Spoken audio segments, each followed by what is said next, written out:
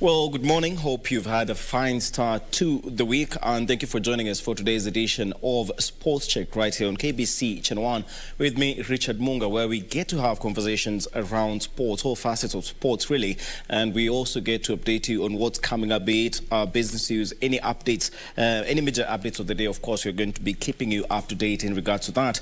And now we're going to be getting right into a fast segment today, a fast interview, whereby we're joined by members of Nairobi City Stars, a team that, as we all know, for football fans, they have this information, of course, a team that has regained its status as a member of the Kenya Premier League for the 2020-2021 season.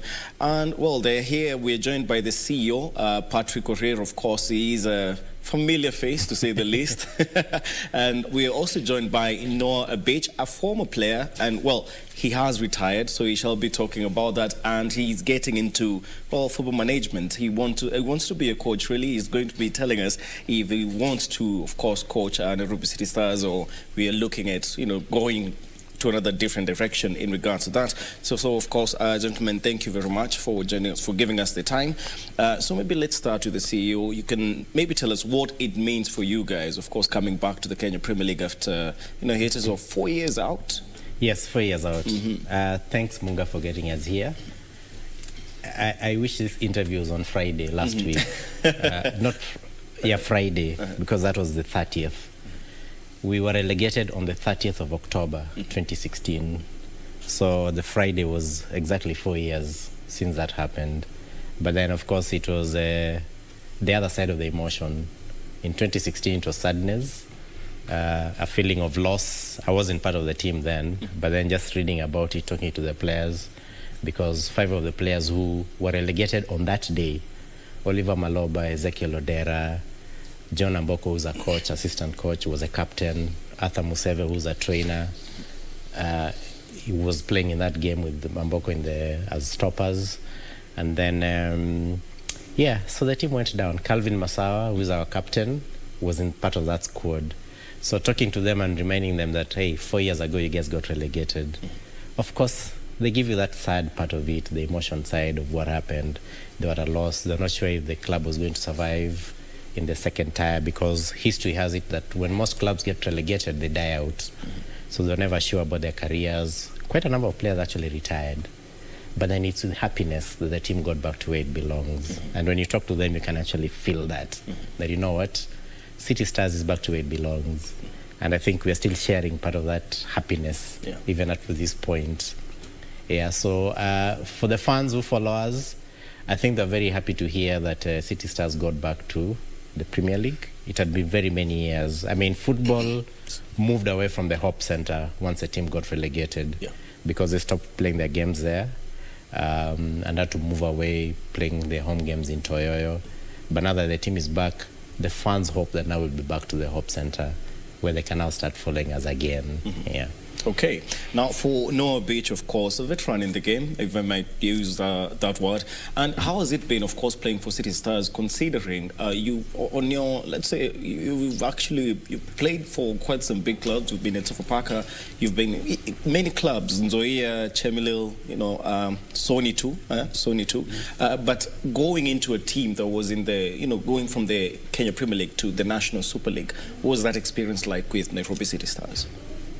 I think it was a nice time when I joined to Nairobi City Stars, and by that time they were just in the NSL, in the second tie. But I remember sikujua ya kwamba ni timu ndogo ama kubwa, but I decided to get my fitness there so that I can start rising again. Okay, and having played for many teams, of course, as I mentioned earlier, was it, let's say, it was for you, was a moment that you had decided, this is where I'm going to end my career? No, it was not that way, but kulingana the way I saw it, I decided to hang my boot because of even to nature other smaller kids, so that I can give them a chance, so that they can be better than me. That's why I decided to give other young players a chance. Yeah. Okay, and now for the CEO, of course, you're coming into it's an entirely different ball game. You're coming into the Kenya Premier League. You have the likes of Gor Mahia, who won the league 18 times. You have the likes of Kariobangi Sharks. Well, we have many teams really, Sofapaka, Kamega Homeboys, Western Stima, all those teams. But how do you plan on approaching that? Because I understand that for Nairobi City Stars, you've retained a lot of players who you were with in the NSL coming into the Kenya Premier League. But how do you, intend on, especially maneuvering the first few games, getting a feel of the game of the Kenya Premier League? Yeah, I'll take you back. When I joined the team, that was in April last year. And first brief was, the team was number 19 out of 20. We needed to survive relegation in the NSL to even think about getting back to the Premier League. And I'm glad the likes of Abich came. And he came, it was the transitional season, so it was 2 months. So he came on, he took the armband, the captain's armband. Between him and Sane, who also joined at the same time, scored 15 goals, he scored 8, Sane scored 7. Very critical goals. And we ultimately survived relegation. We finished number 14. From then on, it was a calculation. First calculation was, we need to get back to the Premier League. So what do we need to do? We need to get in some experienced players. We need to calculate our season. We got in a new coach, a UEFA Pro coach, and we said, you know what, we want to get promoted. But as we plan to get promoted, by the end of the first leg, we'll have known if we have a view of the Premier League or not. And Munga, let me tell you, by the end of the first leg, we knew we were going to get promoted. So when we did our signings for the mid-transfer window in January, we signed with a view of the Premier League. And that's when your Peter Pios came, Aziz Okaka, the experienced lot. Ezekiel Adera returned to the club. So we said, you know what? I think NSL is a wrap. Let's now start planning for the Premier League. And we had 25 players. Now, Kenya Beach, their contracts ran out. But of the ones that we remained, we retained 19 out of the 25 players. And if you look at those 19 players, other than 4, all of them have premiership experience. You have Brima Sane, who top scored for the club in 2015, remained. Calvin Masao, who had been part of the squad from 2011, still part of the squad. So that's what we said. So with that experience, 19 out of 25, then we'll just top up with a few more players because we have your Anthony Mukis in the club. So really the experience was there. So we had seen ahead and we said that, you know what, when we go back to the Premier League, we don't want to clean house and sign fresh players. So we just said we'll continue. And that was our plan. Now, back to the Premier League. I'll tell you what, Munga, we'll be very humble. We are back to a scene where we've not been for 4 years. And let me tell you, no one waits for you to come back. No one, Nzoia is not going to wait for you to come back and beat them, no. They have inertia, they've been in the league from 2017. Them there, improving by the year. So what we'll do is that we'll, of course, depend on our experienced squad, but then we'll take it a game at a time as we go on. You mentioned rightfully, there's Gor Mahia, they keep winning left, right, and center. Exactly. I mean, 7 out of the last 8 titles. Impressive. Of course, the title is forever theirs to lose. So we'll be very humble getting in there, that we know that this league belongs to the ones who've been there. We're just newcomers. And of course, we will gladly take that underdog tag and just nyenyekea tu. And play a game at a time. A game at a time. Now for Beach, of course, despite the fact that you've retired, you're still in the entire setup of Nairobi City Stars as one of the trainers. And the first game, hopefully the league can kick off later this month. But you're coming up against the first game, Sony Sugar. You're coming up against a side, of course, that you have played for. It was one of the first teams. Nzoia Sugar, apologies. It was among the first teams that you played for, along Sony Sugar and Chemelil. But how does it feel like coming back to the Premier League? Because now you're back to where you started and where you have been before 2 years ago happened, which is when you left for Nairobi City Stars. So are we ready for that challenge? And the way you've worked with the squad at the moment, are we ready for that challenge yet? I think, as my CEO said, we'll just be counter, we'll just go with the bit by bit, by team. With the time ikifika tunacheza na kulingana na strategies ya coach. No. But as you said that it is not a must to go top 1, 2, 3. We'll just be like underdogs. Yeah.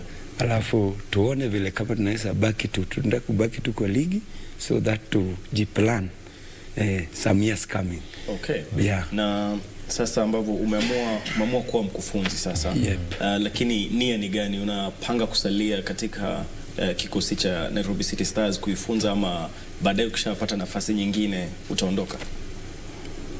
Oh, my plan as per now, I'm in Nairobi City Stars to nurture youth and even to give what I can give to help Mr. Sajin so that the team ikuwe in a good shape.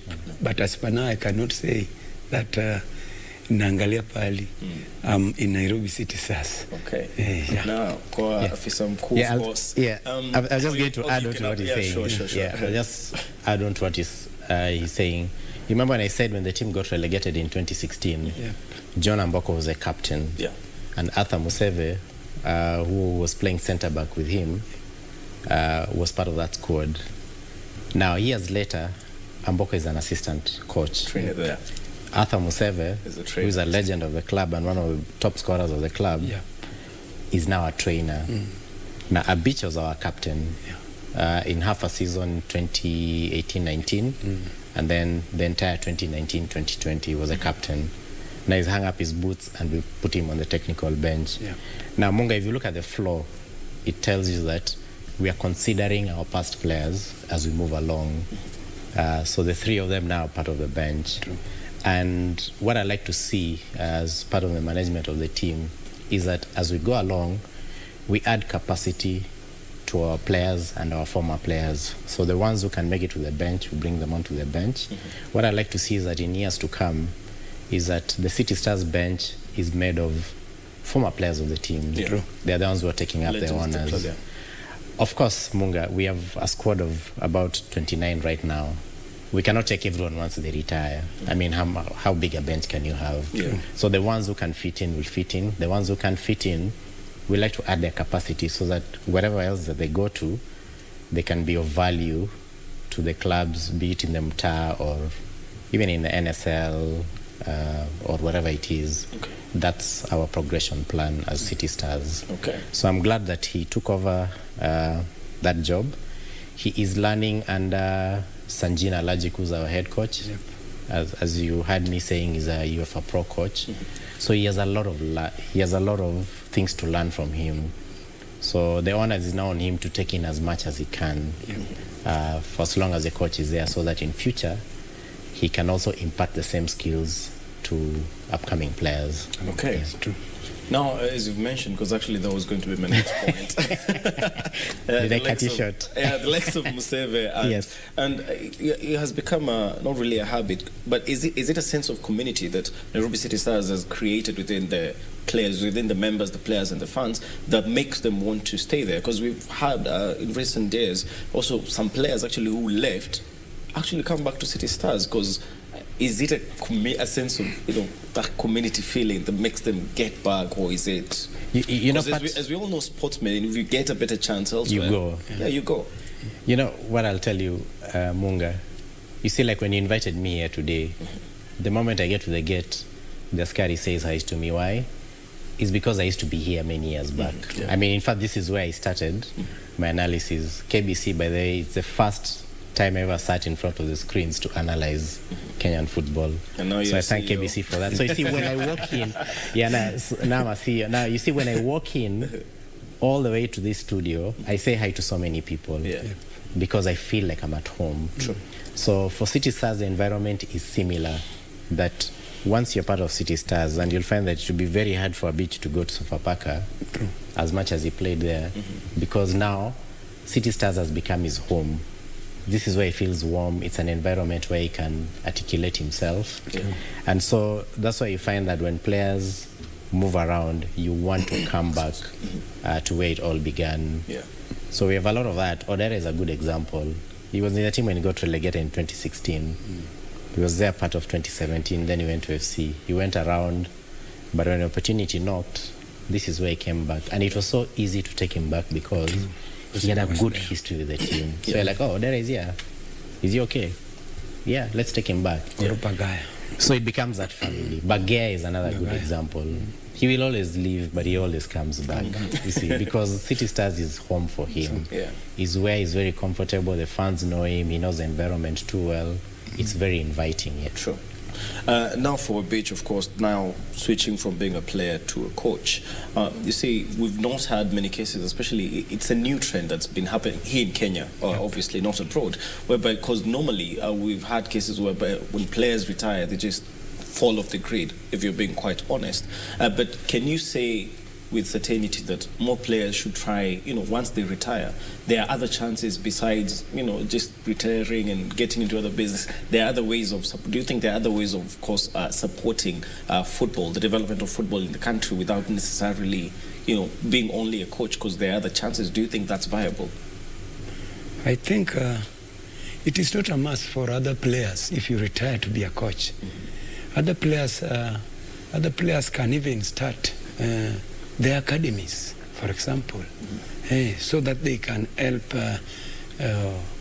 the community or their own academy, so that mambo ya ball isiende chini. But it's not a must retire to be a coach. Coaching pia, it depends on the way you prepare yourself. Yes. The way you mingle with your players. Coaching is not easy.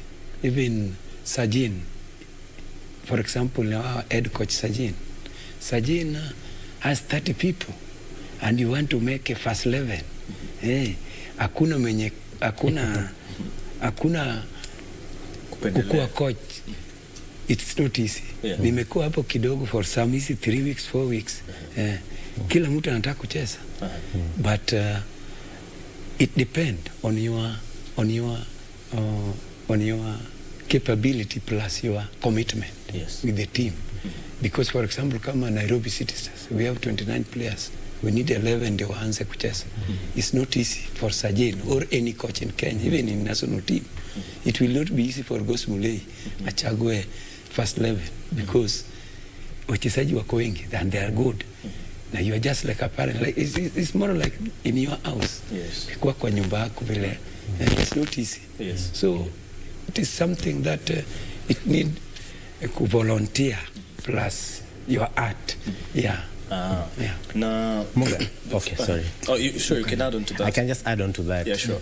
I remember in December last year, I sat down with some players, and you can see this is a player getting into the mid-30s, and of course they come to you, they want to try out.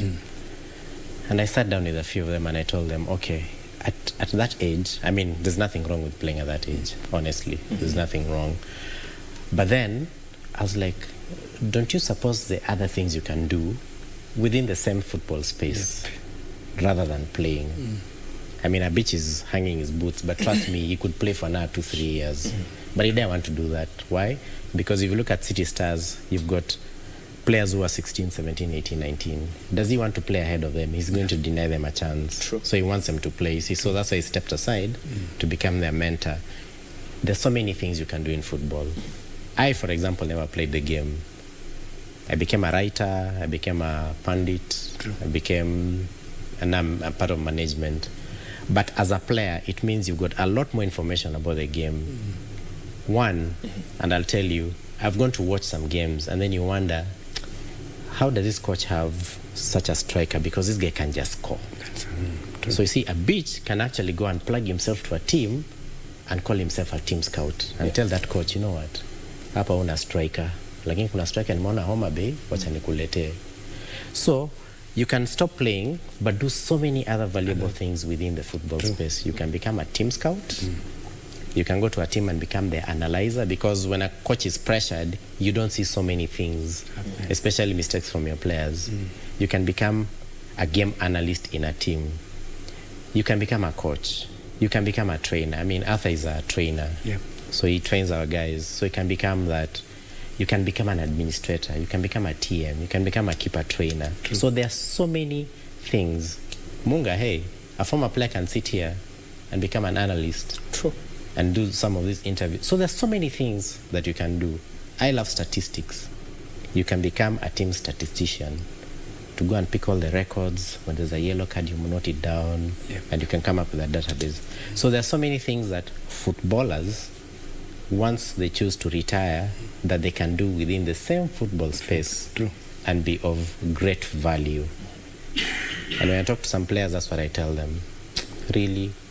Bado unafanya trials? Hey, mazesi wachane nayo. Enda kuwa scout. Do something. Okay, but you see, now allow me to cut in just a bit in regards to that. But at the moment, as football stakeholders, which you are part of, have we been having such, let's say, the civic education to actually tell these young players that, hey, si lazima ucheze ati ball. You can contribute in other ways. Have we been having such education, such civic education to actually give them these options? I know, Munga, there was a time I called the players' union just to tell them that I'm here signing contracts for players. Because you're the union, should I share these contracts with you? Or I just share them with the federation? So they're like, you share them with the federation. Once they have them, we'll have access to them. And then I remember the gentleman I spoke to told me, and by the way, our job is not only to follow up on contractual disputes for players. There's so many other things that we do. For example, one of the things we do is that we talk to players about their image. And he was talking about, you know, the players go have fun and then they post photos on their Facebook and it reflects badly on their clubs because you've gone out with a City Stars jersey. Yes. And then you're shown there, you're drunk, you're lying on a table. You know, it kills the image of your club and yours. So he said, we do so many other things. And I was like, I never knew that. And I think those are some of the things they're trying to do. They're trying to tell players, these are, it's not only about playing. And while you're playing, there's so many other things you can do so that when you retire, you have a fallback plan. Yes. So he made me understand that those areas are the ones that when they call in, when they come and visit a team, those are things that they talk to players about. So I think something is being done about it. Yeah. Okay, and before we get into, there's a point that you had mentioned earlier. We were to get into that later, but you did mention about statistics, and it's a conversation we've been having, and not so long ago, Wahome, my colleague Daniel Wahome, of course, we've met him, had a similar conversation surrounding that. But let me make it more relatable to clubs, be it football, be it volleyball, all sorts of clubs. Well, why is it that we do not have most clubs, keen on actually storing that data somewhere that, anyone, a football fan from anywhere can access it? Because you guys have seen your website. You've been quite active of late, which is an improvement, compared to yesteryears. But why is it that most clubs don't have such a database that is accessible not only to fans, because also scouts also rely on that information? And you remember before the interview I was asking, Abish has played for more than 6 clubs here in Kenya, KPL clubs. But are we for sure certain that we can go to their database and actually see that Abish as a defender scored these goals, made these interceptions? Can we get that? Can we get to that point? I think it's about interests. Abichi, I can tell you, in 2008, he was the best scoring defender. In 2016, he was the best scoring defender in the Premier League. And last season, when City Stars now survived relegation, Abichi was the best scoring defender in the NSL. That I know for a fact because I have an interest in statistics. But you'll find that this does not too many people have that information. Precisely. And the reason is it's all about interest and focus on it. True. I'll give you an example. The coach was grappling about Bagea's contract ended. And he was grappling about should I resign Bagea or not? And I went back to the City Stars archives and I told the coach, you know what? Bagea has scored 23 Premier League goals for City Stars in the periods that he was there. And if you add his goals in the NSL, he has 30 goals. If you look at the City Stars top scorer all time, has 35 goals. So statistically, Bagea is the kind of player you need to still have. And he quickly said, you know what, renew his contract, because we had statistics to back up his performance. Now, in the last season, we were playing the NSL. We have some players who the coach says, you know what, sometimes they give me a good performance, sometimes they don't. But when we went back to the number of assists, number of goals, if you add all that, you're like, this is a good player to have. So Munga, it's all about interest. That generally African countries don't keep records. I think the ones who keep records are South Africa and Egypt. Egypt can tell you who played a game in 1920s. South Africa can also tell you who played a game in the 1990s. They keep a record of all that. But the rest of the countries, we don't take that very seriously. So it's just a matter of interest. It's never been part of our forte. Like the English Premier League, you'll be told DD has how many intercepts. We don't have those things. But I think what's happening, I've seen in the last 2 or 3 years, is that there are farms who are now coming on board.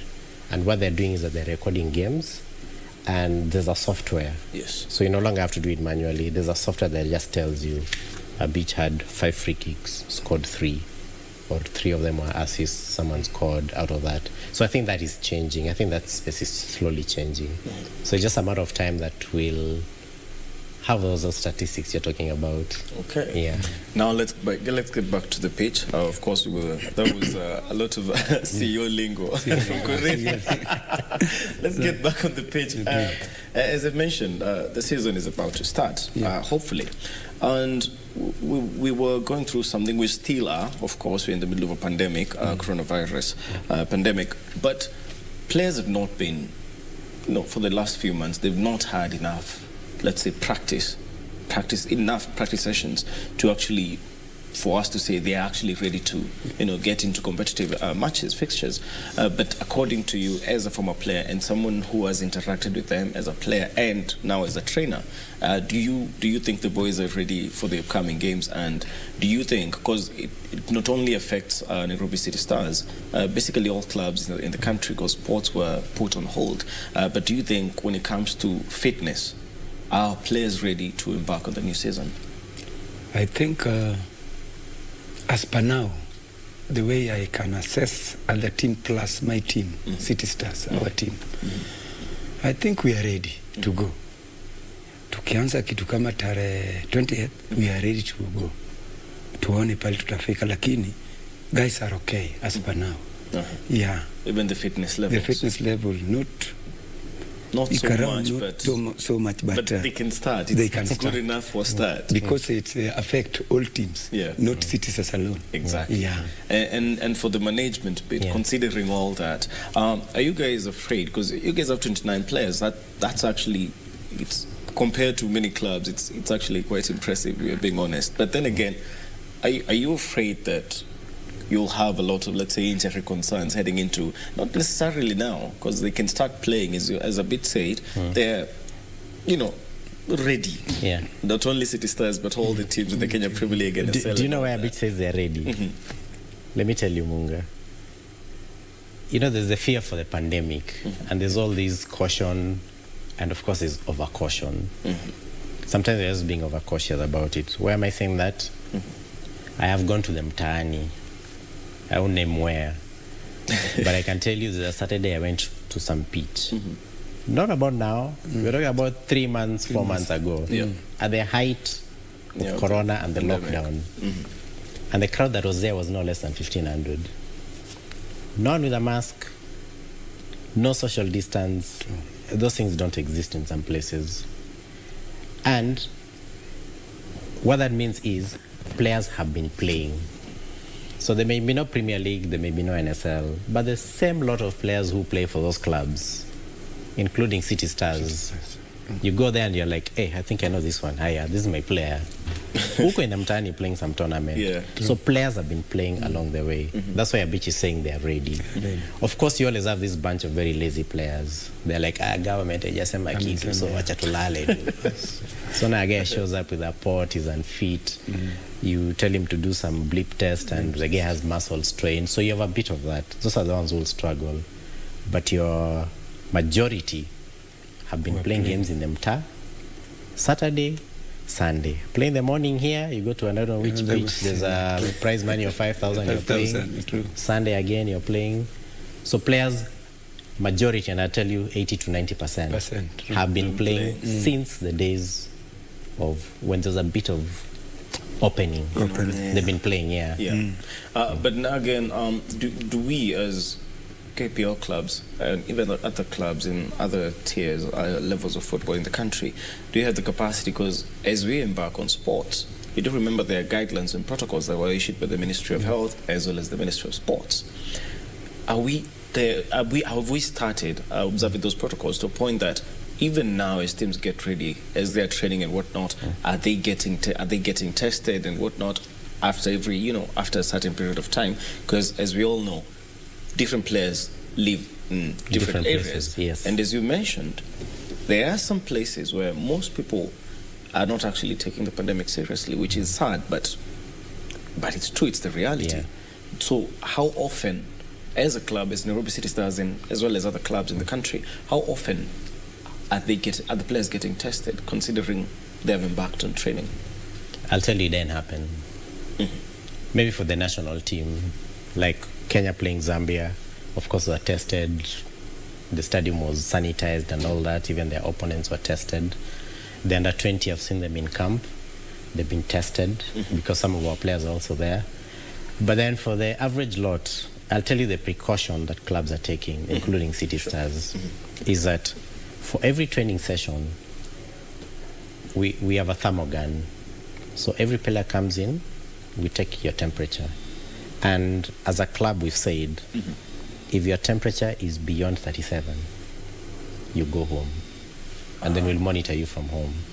If it remains 37 and above, the day after, we'll have to take you for testing. Luckily, we've not had anyone beyond that. So as long as it's below that, then you get to the pitch. Of course, you do your sanitizing, sanitize all your equipment, make sure you sanitize your hands, and then you train in different corners. That's the precaution you're taking as a team. And we have the records for every single day when you get to the pitch. Now, even the ground where we hire, they also do their own. So there's our data, and there's data of the owners of the ground. So you can actually just compare notes. It's expensive to test. I don't know how much it is now. The last time I had was about 8,000. So even just assume it's 4,000. If you have a bunch of 30 players, and Munga, realistically, we're in a transfer window. It closes today. But I can tell you on average, every team that trains, there's about 10, 15, 20 other people coming for trials. So if you're going to test your own 30, plus another 15, 20 players who've come for trials, that's 50. So even let's say it's 2,000 by 50 every day. Munga, where do you get that money from? No club has that money to just keep testing players coming to the pitch. Okay. So it can happen. Unless someone takes up that cost, it's not going to happen. So that's why we go back to the precaution. If it's 37 and above, hey, we'll have to take you to a facility to get checked. Yeah. If it's below that, we can assume you're safe. We can assume you're safe. Yeah. And now heading into the league, do you think that will be an issue, of course, for the players as well as other members of staff who attend those games? Because according to the protocols, you do remember about the changing rooms, about the sanitizers and everything. As you said, it's a huge cost when it comes to testing all those people, as you mentioned. But how about the other precautions? Well, taking the other precautions is easier. It's more affordable. It's more affordable. It's more affordable because you're sanitizing your equipment, you're sanitizing, goalposts, the changing rooms and all that. It's a lot cheaper than testing, the actual testing. So if you marry the two, the precaution and then making sure that everything is sanitized, that's an easier cost. And I remember very well the federation said that that is a cost they like to take up.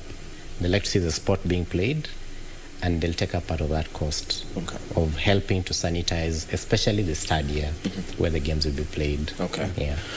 Now, a while back we were talking about the youth program, which nowadays clubs, as you mentioned, obviously the usual financial barriers and whatnot. So we understand that most teams really cannot afford to have, let's say, an academy of younger players, youth teams and whatnot. So what most are doing, like you guys, obviously, you're incorporating younger players into the squad. Yeah. Now for Beach, maybe how has it been like, working with them?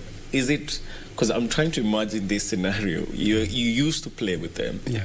and now you're one of the trainers. Yes. It's how is it like with, especially the younger players, because more times than needed, we hear about such issues, the gene discipline, and it has been happening even during the corona time. So how hard or how easy has it been working with them, transitioning from being their teammate to now being one of the trainers?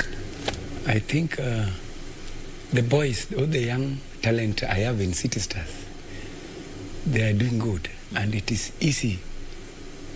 They really understand very quick. I'm very fast because ni kama wamenizoea, ni kama elder wao. But ukiangalia, the other day we were training, Mr. Correll, let me tell you, sijakuambia hii. Coach Sajin, head coach, said that it was ni kama amestuka. I can, even, these guys are not youths. These guys are better than even other players, the senior one. Akasema, no, this guy can even play in Premier League. I need this guy. But I congratulate CEO. CEO was the one who was doing this whole job with Sam, signing these young players. They are better than even other old players in the team. Yes. I can remember the other day, it is plus for us, because you can see in our team, national team under 20, we have almost 3. It shows something. Yeah, true. Because last around some 3 weeks easy to make up pamoja. Coach have identified even young players. They can even play in other position. Yeah, I can remember the Rogers. He's playing well. Okay. Rogers, Babu. Coach was alinyamaza akasema, wewe wametoka wapi? But I thank Mr. Correll and Sam for signing those young guys. Those young guys, they know football totally. Yeah, and I think kama hujawaangalia vizuri utaona. We'll be looking forward to that, of course. Richard, I'd just like to add onto the 2 things you've mentioned. One, it goes down to respect. Respect. I mean, Abechi is someone who comes in with a lot of respect. Dead ball specialist. If he tells a keeper, I'm going to score here, he'll do exactly that. So now these younger players always looked up to him even while he was playing. Yeah. So for him to give them tips right now, of course they soak it in. So it depends on the kind of player who turns out to become a coach. I know there's a story where someone became a coach, and then the same players used to play with, now he's giving them instructions. And one of the players just told him, sasa wewe unaniambia nini, nilikuwa nakuchenga hapa juzi tukiwa teammates, you know. So it depends on the kind of player. So if players look up to you and you're their mentor, now if you turn into coaching, it becomes a lot easier for them to take in instructions from you. You mentioned something about youth. Football is expensive in Kenya. And unfortunately, the unfortunate truth is that you don't have returns. So you have a senior team of 30 players, you've got this huge wage bill, you've got a technical bench, that you're just churning out money. It's like a cash sink. And the other members of staff, of course. You're paying, of course. So you're paying every time. Someday you hope that you'll send a player to Europe and recoup back your money. It could take you 10, 15, 20 years to sell that one player. Now you can imagine now you go and set up another youth team. Yeah. So the senior team is a cash sink. You go set up a youth team. It's another cash sink. So really, if the club is owned by an individual, it is too much. You'll think about, okay, you know what, if you look at a season, you may as well have bought an acre of land in Karen for 60, 70 million. But it's the same money you're spending to run a club. So when you ask yourself where are the returns, in a club, hell no. Nothing comes back in. So having a youth team is just another, you just open another cash sink. So what happens is, like at City Stars, we kind of went around that and said, you know what, in our recruitment, we'll always have very youthful players under 20. So our squad is 29 years, but 5 of them are actually under 20 players. We call them developmental players. And these are players who have long-term contracts that will depend on in the next 2-3 years to come. But if they're good enough, they'll play this season. Okay. Yeah. Now, as we put a cap on this interview, as we head to a second interview, maybe just a parting shot, just briefly to your fans on what to expect this coming season in less than 30 seconds. Abis goes first. Yeah, bit sure. Our fans. Our fan, what I can say, I urge you, come and support us. But musi expect ya kwamba tutachukua ligi. We will just be competitors. But hatutatoka kwa ligi. Tutachukua game by game. Okay. Yes. Highly welcome. Yeah, to the fans, you always told us to get City Stars back to the Premier League. We did just that. What next? Come support us in our journey. We'll take it a game at a time. But we can also tell you that we are there to compete. We're not there to make the numbers. Yes. Okay. True. Now, that was, of course, Patrick Korir, CEO Nairobi City Stars, and Noah Beach, former player and now a trainer who, of course, is switching from playing to coaching. Thank you very much, gentlemen, for joining us. We shall be looking forward to the start of the season, of course, and seeing the performances, engaging, and having more conversations around it. And for the viewer, of course, don't go too far, as when we come back, we're going to have another quite interesting conversation just like this one. And remember that you can always send us your feedback on the show via social media platforms on Facebook, KBC Channel 1, and on Twitter at KBC Channel 1. You can also tweet me at Munga_Mbatia. See you shortly.